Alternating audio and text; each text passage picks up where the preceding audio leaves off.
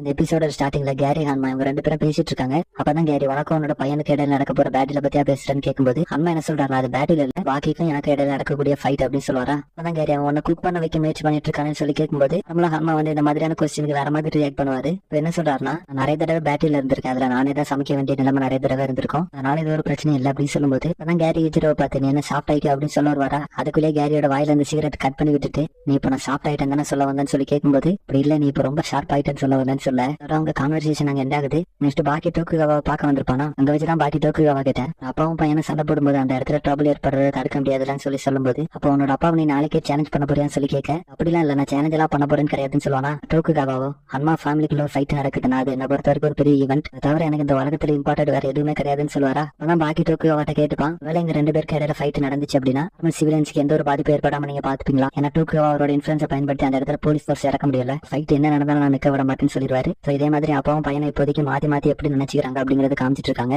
ஹன்மா வந்து டெப்போவை பாக்குறதுக்காக பார்க்கு போயிருப்பாரா, அங்க வச்சுதான் டெப்போ ஹன்மாவை பார்த்து நீ லவ் பண்ற யார் அப்படின்னு கேட்கும்போது ஒருமே பாக்கி தான் வேற யாரு, நான் விதைச்ச விதை வந்து இப்ப மரமா வளர்ந்து இப்ப என்கிட்ட சண்டை போடணும் வந்து நிக்குது, இருந்தாலுமே கூட நான் இப்ப எந்த வேலை பண்ணாலும் என்னோட பார்ட் ஆஃப் ஹார்ட்ல நான் இப்ப அவனை பத்தி தான் நினைச்சிட்டு இருக்கேன். சோ இதை கேட்டு டெப்போ அப்ப நீ சொல்றது கரெக்ட் தான், இதை பத்தி நினைச்சுக்கிட்டே இருக்கிறது பார்ட் ஆஃப் லவ் தானே. அப்பதான் ஹன்மா அவரோட ட்ரீம் ஒன்னு ரிவீல் பண்றாரு. ட்ரீம் என்ன பாக்கி மேல கை வைக்காம இருக்கிறது அவரோட ட்ரீம். டெப்போ அதை கேட்டுட்டு அந்த ட்ரீம் நிறைவேற நினைக்க அப்படின்னு கேட்க ஹன்மாவும் கேஷுவல், அதனாலதான் அதுக்கு பேரு ட்ரீம். சோ இந்த மாதிரி உங்களோட டாக்கிங் எண்டாக பாக்கி ஷிபுகாவா பாக்குறதுக்காக போயிருப்பானா. ஷிபுகாவா பாக்கிய பார்த்து நீ உன்னோட அப்பா கூட சண்டை பிக் பண்றதை நீ ஸ்டாப் பண்ணா நல்லா இருக்கும், ஏன்னா இதுக்கு முன்னாடி ஹன்மா கூட நிறைய பேர் சண்டை பிக் பண்ணிட்டு இருந்தாங்க, ஒரு சர்டன் டைமுக்கு அப்புறம் எல்லாருமே ஹன்மா கூட சண்டை பிக் பண்றதை நிறுத்திட்டாங்க. சோ அதனால யூஜரோவை பார்த்து சண்டை போடாம போறதுல ஒரு தப்பும் கிடையாது, நீ அப்படியே ஓடினாலும் யாரும் உன்னை பார்த்து சிரிக்க போறதும் கிடையாது. அப்பதான் பாக்கி ஷிபுகாவை பார்த்து இந்த இடத்துல தான் தப்பு பண்றீங்க, இது வந்து உங்களுக்குள்ள இருக்கக்கூடிய ஒரு ஐடியா, அதனால வின் பண்ண முடியாத ஃபைட்டை பத்தி ஓடுறதுக்கு நீங்க இப்படி சொல்றீங்கன்னு சொல்ல ஷிபுகாவாக்கு என்ன சொல்லணும்னு தெரியல. பாக்கி ஷிபுகாவாக்கு புரிய வைக்கிறான், எல்லாருமே ஒரு தவறான புரிதல தானே இருக்காங்க, ஹீரோ கூட ஃபைட் பண்ண போறான் அப்படிங்கும்போது அது வந்து வேற மாதிரியான ஒரு எக்ஸ்பெக்டேஷன்ல அவங்க வச்சிருக்காங்க. ஆனா பாக்கிய பொறுத்த வரைக்கும் அப்பா பையனுக்கு இடையில நடக்கக்கூடிய ஒரு சின்ன சண்டை அப்படி நீங்க எது வேணாலும் எடுத்துக்கலாம், ஷிபுகாவாக்கும் அவரோட மைண்ட்ல இருந்த குழப்பம் அப்படிங்கிறது தீர்ந்து போகுது. சோ அப்பதான் பாக்கி அன்னைக்கு நைட்டு ரெண்டு பேருக்காக டிஷ் பண்றான், ஏன்னா பாக்கிக்கு ஆல்ரெடி தெரியும் போல ஹன்மா எப்படி வருவாருன்னு சொல்லி. கேட்ட மாதிரி ஹன்மாவும் பாக்கியோட வீட்டுக்குள்ள வருவாரா, படான ரெண்டு பேரும் எதுவும் பேசிக்காம ஒரு சீட்ல வந்து உட்காந்துப்பாங்க. அப்பதான் பாக்கியோட வீட்டுக்கு வெளியே டிஃபென்ஸ் ஃபோர்ஸ் இறக்கி அந்த பாதையில யாருமே போகாத மாதிரி பாத்துக்க ஆல் செட் பண்ணிட்டு இருக்காங்க.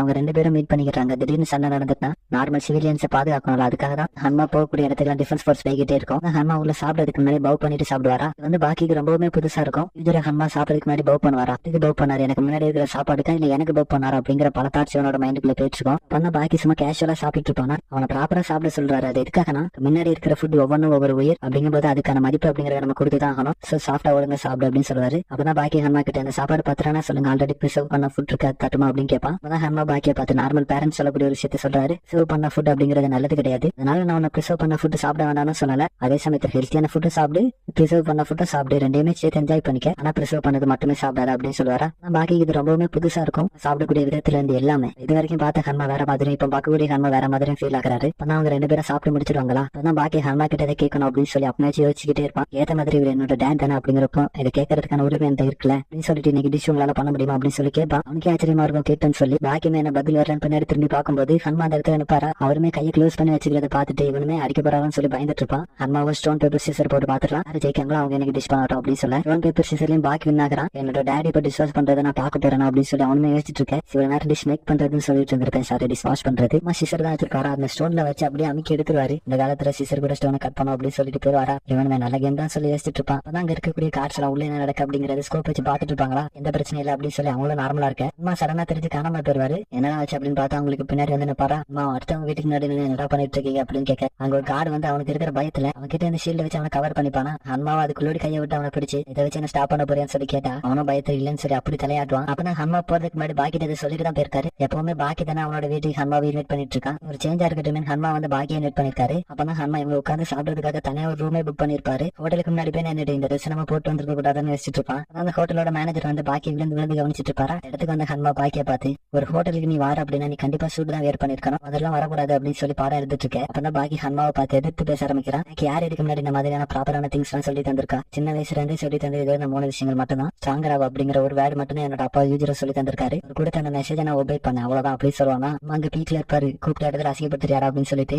பாக்கி நீங்க சொல்லி தந்ததை நான் ப்ராப்பரா பண்ணிட்டேன், இப்போ கூட நீங்க டெஸ்ட் பண்ணி பாக்கணும், இது இந்த இடத்துலனாலும் எனக்கு ஓகே தான் சொல்லுவானா. ஆனா ஹன்மாவை அவரை ஃபுல்லா கண்ட்ரோல் பண்ணிட்டு அந்த சீட் எடுத்துக்க அப்படின்னு சொல்லுவாரு. அதான் பாக்கி நார்மலா சாப்பிடக்கூடிய ஆரஞ்சு ஜூஸ் அந்த மாதிரியான ட்ரிக்ஸை வாங்கி குடிச்சிட்டு இருப்பானா. அதான் ஹன்மா அவருக்குன்னு பிடிச்ச கிரேப் ஜூஸ் அந்த மாதிரியான விஷயங்கள்லாம் இருக்கும்ல, அதெல்லாம் வாங்கி பாக்கி டேஸ்ட் பண்ண கொடுக்குறாரு. இந்த எபிசோடு இந்த மாதிரி தான் கைஸ் போகும். இந்த ஒரு எபிசோடு மட்டும்தான், கிட்ட வரக்கூடிய 6 எபிசோடு சும்மா இறக்கி விட்டுப்பாங்க. டின்னர் அவங்க 2 பேரும் சாப்பிட்டு முடிக்க அப்பதான் ஃபைனலா ஹன்மா ஒரு டீ ஆர்டர் பண்ணுவாரா. பாக்கியுமே சேம் அதை தான் ஆர்டர் பண்ணிருப்பான். அதை குடிச்சிட்டு இந்த டீ வந்து பிட்டரா இருக்கு நம்மளோட கான்வர்சேஷன் மாதிரி அப்படின்னு வளர்த்திட்டு இருப்பானா. அப்பனா ஹன்மா நீ எதுக்கு இப்ப மாதிரி பேசுறேன்னு கேட்பாரா. பாக்கி ஹன்மாவை பத்தி கேட்க ஆரம்பிக்கிறான். ஃபாதர் அண்ட் சன் எப்பவும் இதே மாதிரியா இருப்பாங்க, உங்களுக்கே இது கொஞ்சம் ஸ்ட்ரேஞ்சா இல்ல, அது மட்டும் இல்லாம என்னோட மதர் எதுக்காக என்னோட டேட் கொண்டாரு அப்படிங்கறத நான் தெரிஞ்சுக்கணும் அப்படின்னு சொல்லி கேட்பானா. அதுக்கு ஹன்மா அதை தெரிஞ்சுக்கிற அளவுக்கு வளரல அப்படின்னு சொல்லிட்டு பார்த்து சொல்லும்போது பாக்கி என்ன சொல்றானா, அது சன்னா எனக்கு அதை தெரிஞ்சுக்க உரிமை இருக்குன்னு சொல்லி கேட்கும்போது ஹன்மா அதை பேசுற மூடுல கொஞ்சம் கூட இல்ல அப்படிங்கறத அவரை பார்த்தாலே தெரியுது. அப்பதான் நான் உங்களை சொல்ல வச்சாதான் கரெக்டா இருக்கும்னு சொல்லிட்டு பாக்கி ஹன்மாவோட ஷேட்டை பிடிக்கிறது. மேனேஜர் அதை பார்த்துட்டு ஆச்சரியத்துல இருப்பாரு. அவர் கோவப்படும் போது அந்த பில்டிங்கே ஷேக் ஆகுது. அப்பதான் ஹன்மா அவரை கொஞ்சம் கூல் பண்ணிட்டு பாக்கி அந்த இடத்துல இருந்து அப்படியே சுத்தி வீசுறாரு. ஒரு ஃபெயிலியரா இருந்த போது நான் அவனை கூப்பிட்டு மரியாதை செலுத்துறேன், இருந்து நீ இப்படி பண்றா அடுத்து என்ன நடக்கும் யோசிச்சுக்கன்னு சொல்லுவாரா.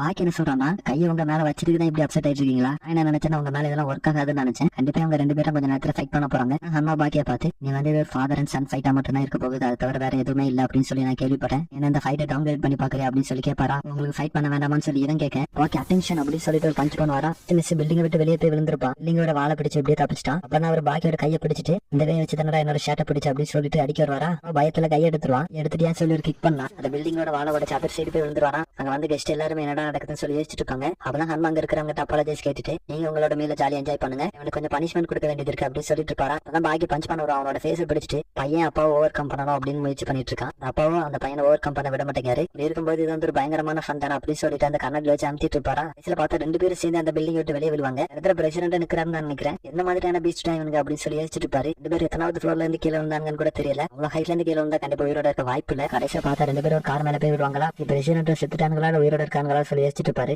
ஸ்டேட்டா சர்ஃபேஸ் ரோல் இருந்த 2 பேரும் டெத் ஆயிப்பாங்க. அந்த கார்ல லேண்ட் ஆகி ஒரு வழி அவங்களோட பாடி கொஞ்சம் சேவ் பண்ணிட்டாங்க. பிரசிடென்ட்க்குலாம் ஒண்ணுமே புரியல, எப்படி இவங்க உயிரோட இருக்காங்கன்னு சொல்லி யோசிச்சுட்டு இருக்காரு. பாக்கியுமே அங்க அன்கான்சியஸான ஸ்டேட்ல இருக்கானா. ஹன்மா பார்த்துட்டு நீ எப்படி இந்த சின்ன ஹைட்ல இருந்து கீழே விழுந்துட்டுலாம் அப்படி பாஸ்ட் அவுட் ஆகலாம்னு சொல்லி கேட்கும்போது இல்ல அப்படிலாம் ஒண்ணு இல்ல, என்னால இப்போதைக்கு கொஞ்சம் மூவ் பண்ண முடியல, அந்த கையை கொடுத்து தூக்க முடியுமா அப்படின்னு சொல்லி கேட்க சரி என்ன பண்ணு அப்படின்னு சொல்லி அவருமே தூக்கி விடுவாரா. கரெக்டா அந்த சான்ஸ் யூஸ் பண்ணி அவரோட ஃபேஸ்ல ஒரு ஸ்லாப் கொடுத்துருவான். அவரோட லிட்டில் ஸ்டெப் கூட மூவ் ஆயிருக்க மாட்டாரு. நீ என்னடா ஸ்லாப் பண்ற அப்படின்னு சொல்லிட்டு பாக்கிக்கு ஒரு ஸ்லாப் இல்லமா அப்படியே பறந்து பில்டிங் குள்ள போகும்போது டிஃபென்ஸ் ஃபோர்ஸ் வந்திருக்கோம். அங்க என்ன கமெண்ட் கொடுக்குறாங்கன்னா அம்மாவை தடுத்து நிறுத்துங்க அப்படி சொல்லி கமெண்ட் கொடுக்க 5 பேர் தடுக்கிறதுக்காக போறானுங்க. ஆனா அதுவும் ஹன்மாவோட ஃபேஸ் பார்த்ததுமே தெரிச்சு ஓடிடுவாங்க. அப்பதான் ஹன்மா உள்ள போய் பாக்கி கிட்ட எதுக்கு உங்களோட ஃபுல் ஸ்ட்ரென்த் கொடுத்து என்கிட்ட சண்டை போட மாட்டேங்க, என்கிட்ட இருந்து எதுவுமே நீ கத்துக்கலன்னு சொல்லிட்டு அடிக்க ஆரம்பிக்கிறாரு. அப்பதான் பாக்கி யூஸ் பண்ணக்கூடிய மூமெண்ட்ஸ் எல்லாத்தையுமே ஹன்மா வந்து ஈஸியாவே ப்ரெடிக்ட் பண்ணிடுவாரா. அப்படியே பாக்கி ஒரு கிக் கொடுக்கும்போது இருக்கக்கூடிய எஸ்கலேட்டர்ல போய் விழுந்துருவான். பிரசிடென்ட் வந்து டிஃபென்ஸ் ஃபோர்ஸே கால் பண்ணி இறக்கிட்டு இருக்காரு. சமயத்துல உள்ள ஹன்மா பாக்கி கிட்ட ஸ்ட்ரைக் இருக்குல்ல அதை யூஸ் பண்ணலாம் அப்படின்னு சொல்லி முடிவு பண்றாரு. பாக்கிக்கு புரியல யூஜரோ எந்த ஹோல்ட் பண்ணி சண்டை போடுறாரு அப்படின்னு சொல்லி வச்சுட்டு இருக்கான். ஆனா யூஜரோவை வெப் டெக்னிக்கை யூஸ் பண்ணி பாக்கி ஒரு ஸ்ட்ரைக் கொடுக்க அவனா வழியில பயங்கரமா துடிக்க ஆரம்பிக்கிறான். அவனால வலி ரொம்ப தாங்க முடியல, அதனால பாக்கியுமே அதே வெப் ஸ்ட்ரைக்கை யூஸ் பண்ணுவான். ஆனா அந்த ஸ்ட்ரைக் எத்தனை ஹன்மா மேல கொடுத்தாலுமே கூட விக்கலால கூட அந்த வலியை தாங்க முடியாம துடிச்சிருப்பான். ஹன்மாவை அதை ஹோல்ட் பண்ணுவார்ல, அவரோட ஃபேஸ் பாக்குறதுக்கு அவ்வளவு டெரிஃபைங்கா இருக்கும். பாக்கி என்ன எதிர்பார்த்திருப்பானா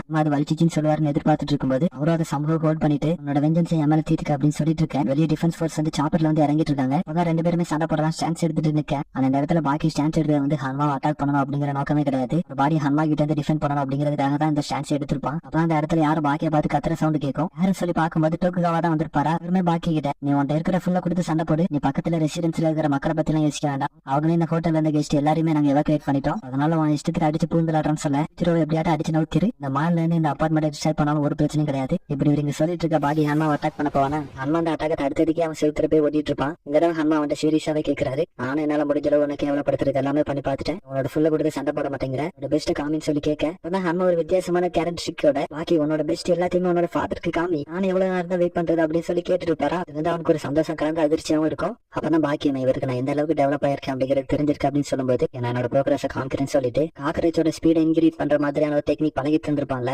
யூஸ் பண்ணி ஹன்மாவை தள்ளிட்டு போக ஆரம்பிக்கிறான். எவ்வளவு தள்ளிட்டு போனாலுமே கூட ஒரு ஷோர்ல வந்து கரெக்டா நின்றுவானுங்க. அப்பதான் பாக்கி ஜம்ப் பண்ணி ஹன்மாவோட ஃபேஸ்ல ஒரு கிக் கொடுத்துட்டு ஏன் ஜம்ப் பண்ணி ஒரு கிக் கொடுப்பான். வந்து செவத்தை வடைச்சிட்டு அடுத்த சைடே போய் விழுந்துருவாரு. அதான் ஹன்மா பாக்கி கிட்ட கேட்கிறாரா, ஹன்மாக்கு பாக்கி இந்த டெக்னிக் யூஸ் பண்றது வந்து ரொம்பவே ஆச்சரியமா இருக்கும்.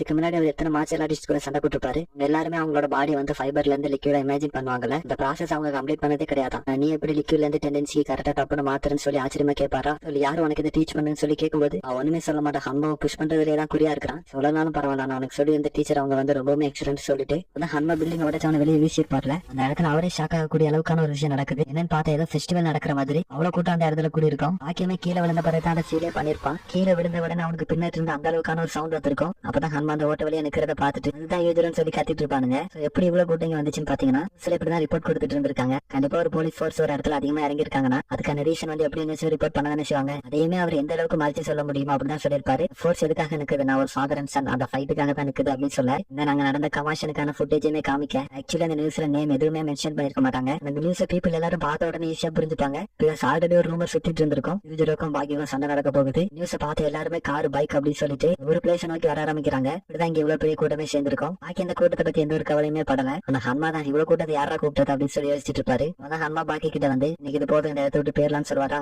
பாக்கி இதை பத்தி கவலைப்படுற மாதிரியே இல்ல, இது இன்னைக்கு இந்த இடத்துல முடிக்கிறேன்னு சொல்லிட்டு ஹன்மாவோட ஃபேஸ்ல பஞ்ச் பண்ணுவான். அப்பதான் பாக்கி பண்ண கிளிக்ல இருந்து பஞ்ச் வரைக்கும் எதையுமே அங்க இருக்கிற மக்களால பார்க்க முடியல. ஏன்னா அந்த அளவுக்கான ஒரு ஸ்பீட்ல தான் பாக்கி மூவ்மெண்டே பண்ணிருப்பான். அவங்களுக்குள்ளேயே ஒரு குழப்பம், யார் அடிச்சிருப்பா யார் அடி வாங்கிருப்பான்னு சொல்லிட்டு மேட்சை பார்க்க எப்பவுமே அது பாரு அந்த இடத்துக்கு. ஹன்மாக்கு அது கிக்கு பஞ்சில் எந்த ஒரு டேமேஜ் ஏற்படலன்னு கேட்டீங்கன்னா கொஞ்சம் லைட்டா ப்ளீடிங் ஆயிருக்கும். நோமே பாக்கி கிட்ட சொல்லுவாரு ரொம்ப நாள் கழிச்சு இப்ப தான் ஒருத்தனால எனக்கு ப்ளீட் ஆகுதுன்னு சொல்ல. ஆனா பாக்கி ஃபர்ஸ்ட் அந்த புல்லட் டைம் மூவ்மெண்ட் கொடுத்துருப்பாங்க. அதே மறுபடியும் ஹன்மா கிட்ட யூஸ் பண்ணும்போது அம்மா போன தடவை கொஞ்சமாவது மூவ்மெண்ட் கொடுத்தாரு. ஆனா இந்த தடவை இவன் ஏதோ மலையில போய் முட்டின மாதிரி சின்ன மூவ்மெண்ட் ஒரு அசைவு கூட காமிக்க மாட்டாரா. ஒரு குழப்பமா இருக்கும். அதே மூவ்மெண்ட் 2 தடவை என்கிட்ட யூஸ் பண்ணிட்டேன்னு சொல்லிட்டு மண்டையை பிடிச்சு சுத்துவாரு. வாங்க அடியில் அவனோட ஃபேஸ் வந்து ஃபுல்லா ரெட்டா இருக்குமா. அம்மா கிட்டே மறுபடியும் நடந்து வருவாரு. பாக்கி திரும்பி அட்டாக் பண்ண முயற்சி பண்ணுவான். இப்ப அது அவர்கிட்ட ஒர்க் ஆக போறது இல்ல. பாக்கி அவனோட ஃபேஸ் அவ்வளோ அடி வாங்கியிருக்காங்க. இந்த ரோஸ்ல அந்த அளவுக்கான ப்ளீட் ஆகும். உடனே எந்திரிச்சுட்டு மறுபடியும் பண்ணலாம் அப்படின்னு சொல்லி கேட்க எனக்கு தெரியும் நீ கிவ் அப் பண்ண மாட்டேன்னு சொல்லிட்டு அவனா பாக்கியா நான் கிவ் அப் பண்றதான்னு சொல்லிட்டு சிக்கன் மாத்தி மாத்தி பண்ணதான் செய்வான். எதுவுமே ஒர்க் ஆன மாதிரியே தெரியல. இதுல வந்து ஈஸியா அதை பிளாக் பண்றாரு. 2 பேருக்கு இடையில நடக்கக்கூடிய ஃபைட்டை டூக்கியோவா பிரஷர் இவங்க 2 பேரும் சேர் போட்டு உட்காந்து பாத்துட்டு இருக்கானுங்க. அப்பதான் பாக்கிக்கு ஒரு ஃபீலிங் யாரும் அவனை வாட்ச் பண்ற மாதிரி அவனோட சென்ஸை வச்சு பார்க்கும்போதே கண்டிப்பா அது பெப்பி மாதிரி தான் தோணுது.